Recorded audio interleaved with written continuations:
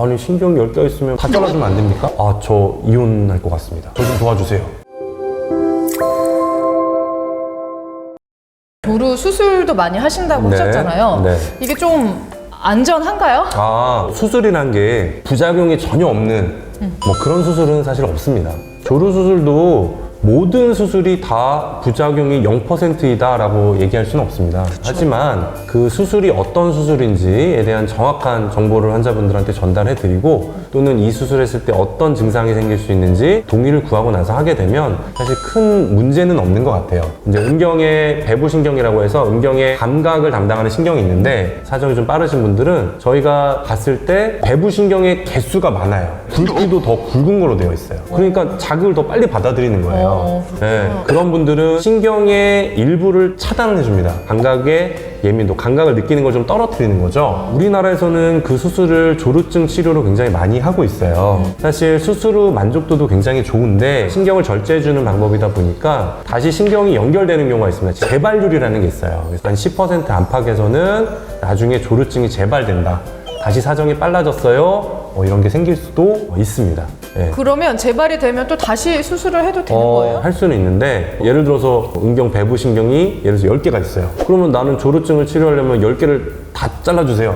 우리가 감각을 느껴야 되는데 10개를 다 잘라버리면 음경이 감각을 못 느낄 거 아니에요? 이제 발기도 안 되고 사정도 안 되고 그러게 되겠죠? 병원에 조루증으로 오는 분들은 굉장히 고민을 많이 하고 오시는 분들이 많습니다. 그렇죠. 네. 그렇겠죠. 당연히. 네. 또 사실 네. 누군가한테 말하기도 네, 조금 네. 그렇고, 맞아요. 이게 남자분들끼리도 대화를 할 때 그런 얘기를 하는 거는 약간 좀 자존심 맞아요. 상하고 자존심 그럴 것 상하고. 같아요. 네. 맞아요. 굉장히 소가리도 많이 하고, 내가 도대체 왜 이럴까 되게 자괴감도 느끼시고 자신감이 떨어진 상태로 병원에 오시거든요. 그래서 그런 분들은 막 그런 얘기를 하세요. 아니 신경 10개가 있으면 다 잘라주면 안 됩니까? 또는 뭐 진짜 최대한 많이 잘라주세요. 내가 있는 신경을 최대한 많이 잘라서 이거를 빨리 해결해 주세요, 이런 얘기를 하시는데, 의사가 그 말을 다 들어드릴 수가 없어요. 그쵸. 왜냐하면 그렇게 했을 때는 나타날 수 있는 문제점이 있단 말이에요. 그래서 이제 보통은 신경 차단술 같은 경우는 이제 환자분들의 연령대나 현재 발기력 상태, 조루증이 심한 정도에 따라서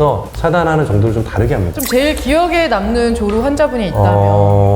1년 정도 전이었던 것 같은데, 나이는 제가 딱 봤을 때 한 중년 남성, 40대 중후반 정도 되셨던 분인 것 같아요. 굉장히 다급하게 오셨어요. 막 헐레벅도 막 뛰어오셔가지고 이제 진료실로 들어오셨는데, 제일 먼저 하는 얘기가 저 이혼할 것 같습니다. 저 좀 도와주세요. 이러는 거예요. 어쨌든 도대체 왜 그러시나 여쭤봤더니 이제 결국은 조루증이 문제였어요. 그 분의 이제 부인분께서는 이렇게 계속 사정 시간이 빠르고 컨트롤이 안 되면 나는 너랑 같이 살 수 없다, 이런 것까지 나온 거예요. 그런데 제가 그분한테도 말씀드렸어요. 이게 사실 시간이 중요한 건 아닙니다. 두 분의 만족도가 제일 사실 중요합니다. 치료를 딱 정하시기 전에 부인분이랑 같이 오세요.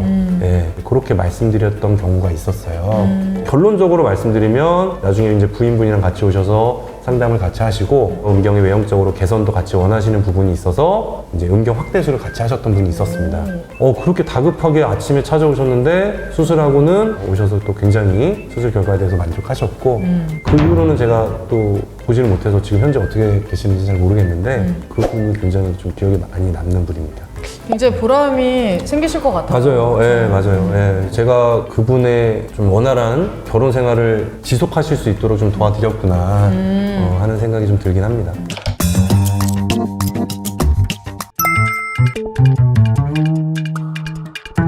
X.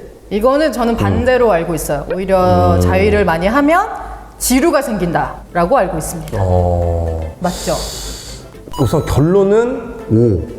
왜 그러냐면은 보통은 나의 어떤 성적인 쾌감을 위해서 하는 경우가 많은데, 보통 우리가 자위를 할 때 한번 생각을 해볼게요. 뭐 자위를 하는 사람도 있고 안 하는 사람도 있지만 대부분 남자는 한다고 보는 게 맞거든요.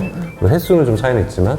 근데 자위를 할 때는 보통은 은밀한 곳, 사람이 없는 곳, 이런 데서 해야 돼요. 특히 학생 때 몰래 하는 경우가 많아. 몰래. 그쵸. 방에서 어떤 영상을 보면서 몰래 하는 경우가 많은데, 그러면은 이걸 빨리 끝내야 된다는 약간의 압박감이 있어요. 왜냐면은 내가 이거를 보면서 하고 있는데 누가 들어와, 문 열고. 엄마가 너 뭐하니? 오! 이러면 안 되잖아요. 그러니까 그렇게 하다 보니까 사정이 빨라지는 거야, 이게. 네, 난 빨리빨리 해야 돼. 뭐 이런 게 너무 익숙해지게 되면 사정이 빨라집니다. 근데 이제 그 조금 다른 거는 내가 좀 편안한 환경에서 여성적인 쾌감을 위해서 즐기면서 하는 거다라고 하면은 조금 다를 수 있을 것 같고요. 그 다음에 이제 조루에 대한 치료 목적으로 스탑 투 스타트라는 방법이라고 해서 이제 조루증 있는 분들 사정 훈련을 하거든요. 사정할 것 같으면 참았다가 하세요. 참았다가 하세요. 이제 그런 훈련도 얘기를 하는데 이제 그런 훈련 목적으로 자위를 하는 분들은 어떤 치료 목적을 줄 수는 있지만 일반적으로는 자위를 많이 하게 되면 사정 시간이 빨라지게 됩니다.